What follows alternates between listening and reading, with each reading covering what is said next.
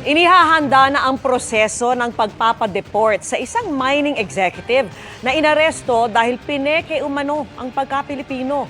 Binabantayan na rin ng Bureau of Immigration ang iba pang personalidad, kabilang na ang mga posibleng tumulong sa kanya. At nakatutok si Dano Tingkungko. Isang malaking negosyante sa Pilipinas si Joseph C., ang mining executive na inaresto dahil sa pamimeke umano ng kanyang pagka-Pilipino. Chairman siya ng Global Ferronickel Holdings, isang kumpanya na nakalista sa Philippine Stock Exchange at ikalawang pinakamalaking nickel ore exporter sa Pilipinas. Bukod kay C., ilan pang personalidad ang binabantayan ng Bureau of Immigration. We're looking at big people already. We're looking at people of influence already. Kasi ang concern natin ngayon is not the retail anymore. It's more of national security. If there were people involved in protecting him or assisting him, yan po lalabas doon sa later investigation. Inaresto si C matapos magtugma ang kanyang biometric sa biometric ng isang Chinese national. Nakakulong siya ngayon sa Immigration Detention Facility sa Camp Bagong Diwa at inihahanda na ang deportation proceedings. Pero nananawagan ng kumpanya ni C na Global Ferronickel Holdings na palayain ang kanilang chairman. Valid umano ang Philippine passport ni C, hindi siya sangkot sa kahit anong kriminal na aktibidad at malaki ang kontribusyon sa ekonomiya dahil sa mga buwis at regulatory fees na ibinayad nito sa gobyerno. Nauna na ring tinawag ng Philippine Nickel Industry Association na illegal at hindi makatarungan ng pagkakaaresto kay C dahil dati nang pinatotoo ng Bureau of Immigration na isa siyang Filipino citizen. Pero tugon ng immigration, wala pa raw kasing pruweba noon. Hindi tulad ngayon. Nagkaroon na siya ng immigration case, I think way back 2014 or 2015. Also for the same thing, for misrepresentation. It stemmed from a complaint of an individual. There were no other proof na nakita doon sa investigation. So ito pong kaso na ito ay na-dismiss. Ngayon, it's different because government intelligence sources have given us a name. At itong Chinese name na ito, we cross-matched with our records at doon lumabas yung biometric information ng Chinese individual na ito at ng Filipino individual na ito. When we cross-check the records, tugma po. If you were born of foreign parents, parehas foreigner yung magulang mo, walang source yung nationality mo, hindi ka pwedeng maging Pilipino. Walang reason for you unless you are a naturalized Filipino citizen, which this person did not do and which this person does not claim. Minomonitor din ng Securities and Exchange Commission ang pagkakaaresto sa negosyante at pinag-aaralan ng anumang hakbang na kailangan nitong gawin sa ilalim ng jurisdiksyon ng SEC. Sinaysikap pa naming makausap ang kampo ni C. Para sa GMA Integrated News, Dano Tingkungko, nakatutok 24 oras. Hindi na nga otorisado, overpriced pa kung magbenta ng beep cards. Ang isang umano'y online seller nito, ang pag-aresto sa kanya sa pagtutok ni Oscar Oida. Wala nang nagawa ang isang umunoy online seller ng masakote ng PNP Anti-Cybercrime Group sa entrapment dahil sa umunoy illegal na pagbebenta ng beep cards. Ayon sa Cyber Patrolling at Intelligence Unit, nag-alok online ang 32 anyos na suspect ng beep cards sa halagang 190 kada isa, malayo sa orihinal na 30 pesos. Nang makumpirma sa DOTR na hindi siya authorized distributor, isang pulis na nagpanggap na buyer ang nakipagkita sa suspect August 15. Sa entrapment na yan din nasamsam sa suspect ang 50 beep card. Naharap siya sa paglabag sa Access Devices Regulation Act, Consumer Act at Cybercrime Prevention Act. Marami pang gumagawa ng ganitong racket ayon sa pamunuan ng kumpanyang nagsusupply ng mga beep card. Kung tatanungin, mahigit 20 ang iba sa kanila nakapagbenta na ng mahigit 20,000 pieces. Ibig sabihin, matagal na nilang ginagawa po ito. May gumigimik pa nga umano na nagbebenta rin ng beep charms. Kinukuha nila yung chip, tapos isasaksak nila sa mga abubot, binibenta nila. Magkano yun? 700. Walang ganon. Okay, walang beep charm. Okay, nalalapas ang beep. Okay? So, sa mga kababayan natin, huwag kayo magpapaloko sa mga to. May babala si Dizon sa mga online selling platform kung di haharangin ang mga ganitong produkto. Susulatan din natin itong mga online selling platforms Pag hindi nila pinasara to, talagang isasama sila ni General Yang sa mga kaso. Kasi kinukonsinti nila binibigyan nila ng platform. Makikipagtulungan po ako sa mga rail operators po natin na kumpiskahin yung mga charms po na ito. Ginagawa na rin nila ang lahat para lalong maging readily available ang beep cards.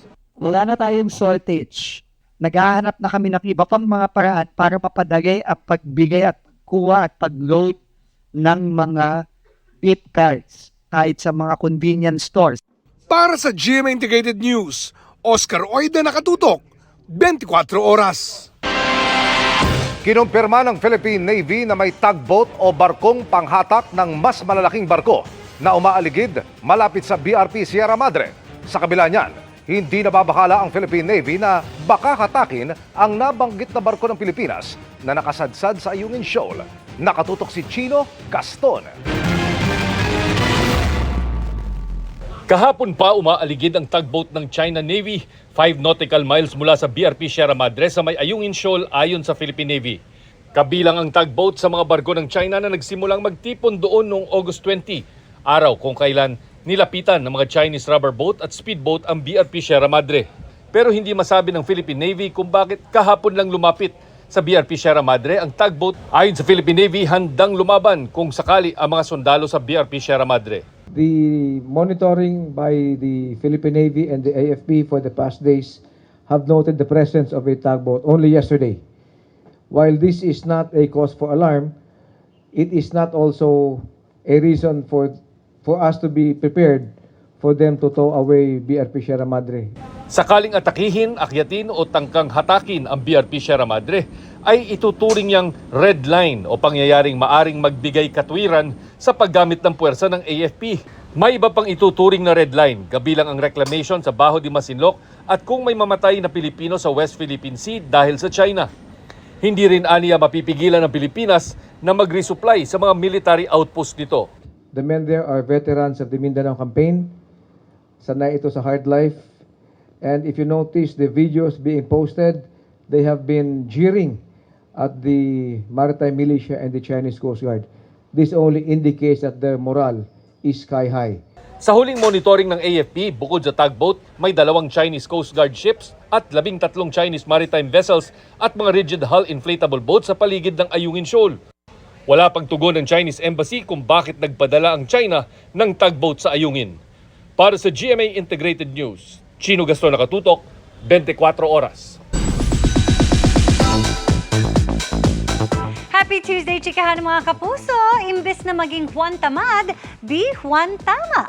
Ito ang goal ng bagong advocacy ng GMA na inilunsad ngayong 75th anniversary ng network at ipupush hanggang sa mga entertainment programs. Makichika kay Athena Imperial. Dahil gusto natin magbigay ng mga programa makabuluhan, higit sa lahat, makakatulong sa kanilang buhay. That's what the Filipinos deserve.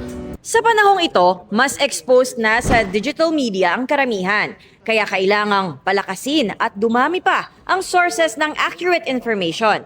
Sa pamamagitan ng GMA shows na Fast Talk with Boy Abunda, Amazing Earth hosted by Ding Dong Dantes at I Believe hosted by Chris Chu, ay mas palalakasin pa ng GMA Entertainment Group ang paglaban nila sa mis at disinformation sa broadcast at digital media.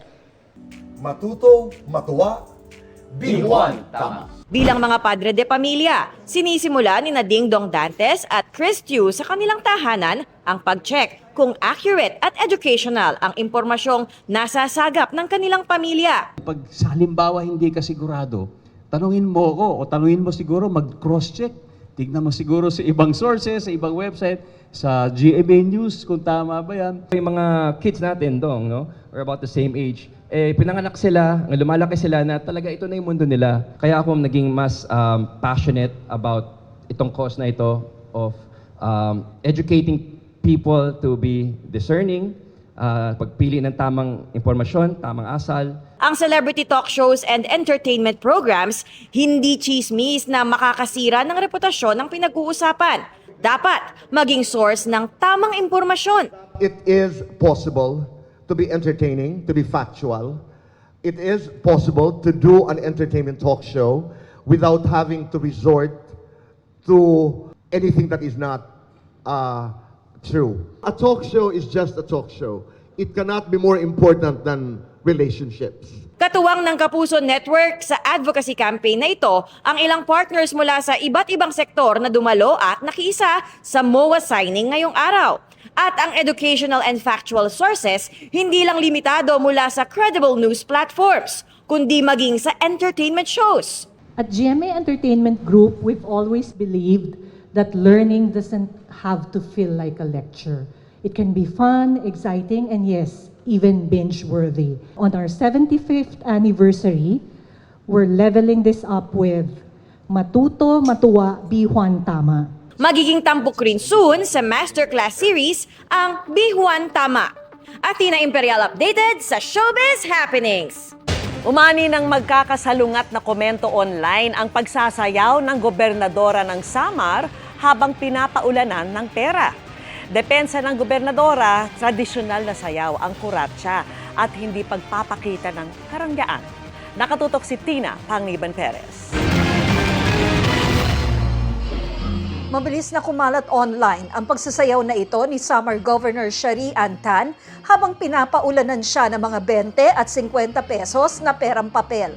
Hindi nagustuhan ng ilang netizen ang anilay pagpapakita ng karangyaan, lalo sa gitna na anila ng pag-question din ng iba sa kung may mga politiko ba na personal na nakikinabang sa ilang proyekto kontra baha.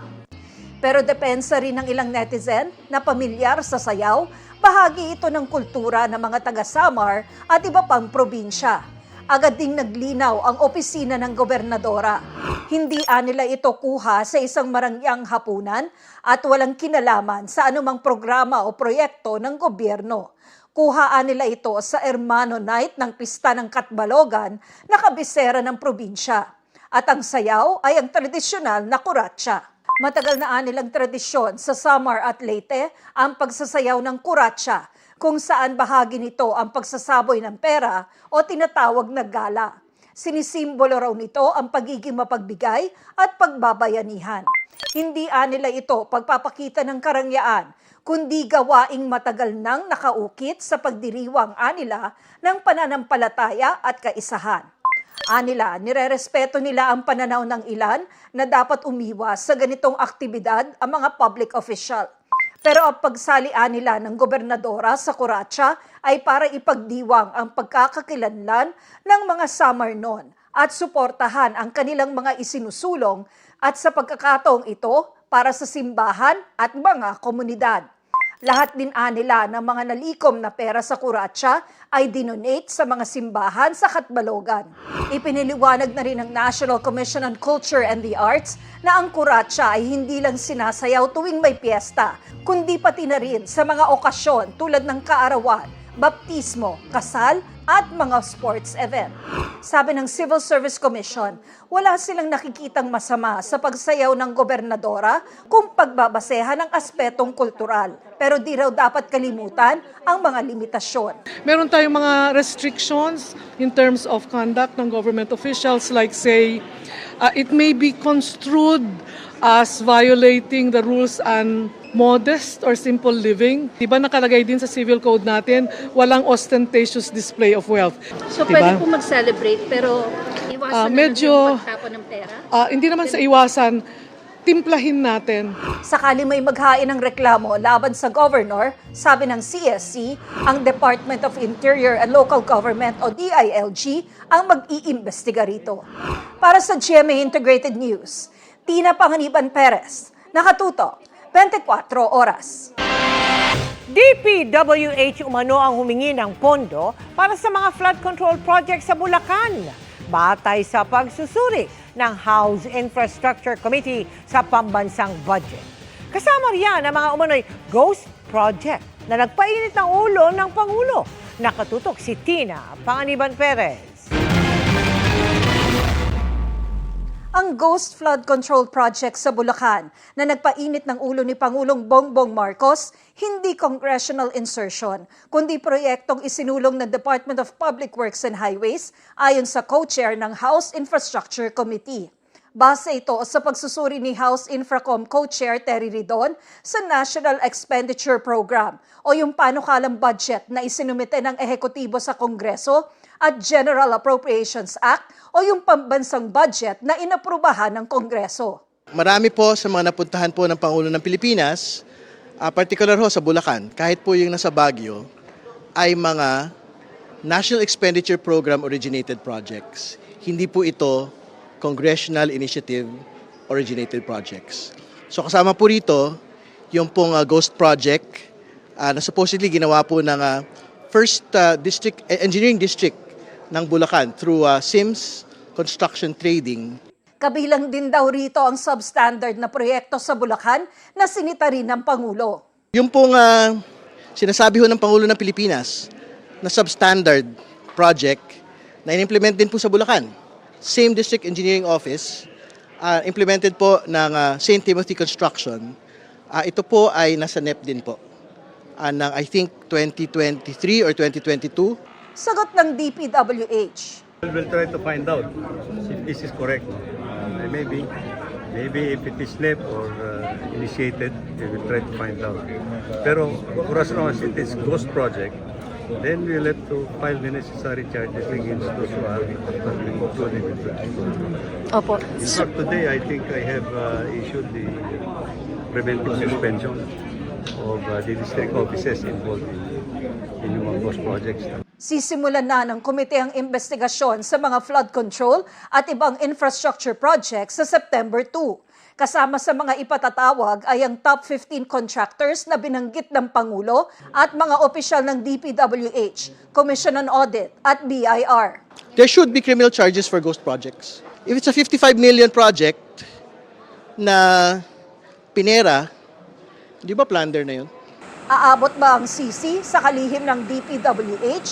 We will see kung ano ho yung level ng kanya pong responsibility. Pero again, kung ina-admit niya halimbawa na meron pong failure to check at the level of the central office or at the level of the regional director, there is ultimate responsibility on the Secretary of the Department of Public Works and Highways. Well, they'll have to establish my liability kung ano nangyayari po doon. Pero sir, at this point in time, you are confident, you can confidently say you did not benefit from any infrastructure Absolutely. project. Wala pong corruption on your Absolutely, on on my your part. end. No, I don't even have to I don't tolerate this kind of attitude. And that's why I'm filing all the charges against anybody who are involved actually in these ghost projects that have been discovered by the President. Ang Commission on Audit naman, magsasagawa ng technical inspection sa lahat ng flood control projects mula January 1, 2022 hanggang July 31, 2025, ongoing man o nakumpleto na. Para sa GMA Integrated News, Tina Panganiban Perez, nakatutok, 24 oras. Mga kapuso, alamin naman natin ang latest sa minomonitor na low pressure area sa loob ng Philippine Area of Responsibility at kung posible ba itong maging bagyo. Ihatid dyan ni Amor La Rosa ng GMA Integrated News Weather Center. Amor! Salamat Emil, mga kapuso. Kumpara nga nito mga nakalipas na araw, mas lumapit na sa lupa ang minomonitor natin na low pressure area. Huling namataan ng LPA, dyan po yan sa coastal waters ng Mercedes, Camarines Norte. Ayon sa Pag-asa, may dalawang senaryo na pwedeng mangyari. Una po dyan, babaybayin nitong low pressure area, itong eastern coast ng Quezon Province, saka po ito magdidissipate o malulusaw. Pero may isa pang bagong LPA na maaari pong mabuo dito yan sa West Philippine Sea. Yung ikalawang senaryo naman, posible po na hindi na matuloy yung pagka-dissipate po nito o pagkalusaw. So mananatili po yan as low pressure area. Tatawid po dito sa lupa hanggang sa makarating na dito sa may West Philippine Sea.